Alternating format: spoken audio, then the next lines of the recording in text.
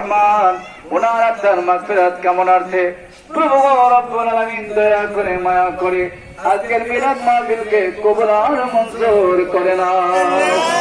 ও মাওলা শহীদ প্রেসিডেন্ট জিয়াউর রহমান ওনার কবরটা জান্নাতুল ফেরদাউসের টুকরা বানায়া দাও। মনিবা উনি আসে নাই, এটা ওনার ব্যর্থতা। আমার মনে হয় উনি গোল পথে হাঁটছেন, ওনার আসার দরকার ছিল। সারা বাচ্চারামপুরের একজন প্রিয় মানুষ, প্রিয় নেতা, যিনি জাকর সাহেব, আপনারা সবাই এক নামে চিনেন। উনি বাঞ্ছারামপুরে সারা তার মূল্যবান কথাগুলো আমাদের সবার মাঝে তুলে ধরেছেন। আমি দেখতেছি আওয়ামী লীগের আমলে প্রতিটি মিটিং মিছিলে সবার আগে নেতৃত্ব দিয়ে গেছে এবং কথা বলতে।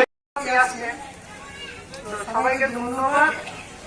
আর আমাদের জন্য দোয়া করবেন, আমরা আপনাদের জন্য দোয়া করবো।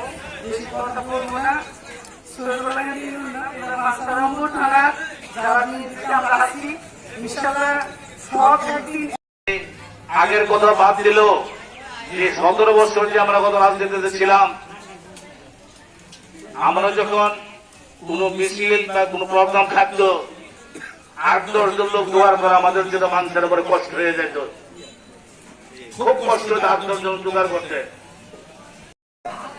উনি আসে নাই, এটা ওনার ব্যর্থতা। আমার মনে হয় উনি গোল পথে হাঁটছেন, ওনার আসার দরকার ছিল। সারা বাচ্চারামপুরের একজন প্রিয় মানুষ, প্রিয় নেতা, যিনি জাকর সাহেব, আপনারা সবাই এক নামে চিনেন।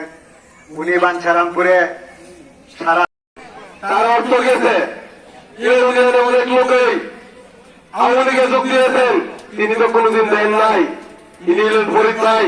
যারা আজকে এই দুর্দিনে ফরিদ ভাইয়ে যতটুকু আছে তার সাধ্যমতো চেষ্টা করছে, কিন্তু অনেক লোক আজকে হাইব্রিড হিসাবে কাজ করা দিচ্ছে আমাদের নেতাকে। আমি এখন বলতে চাই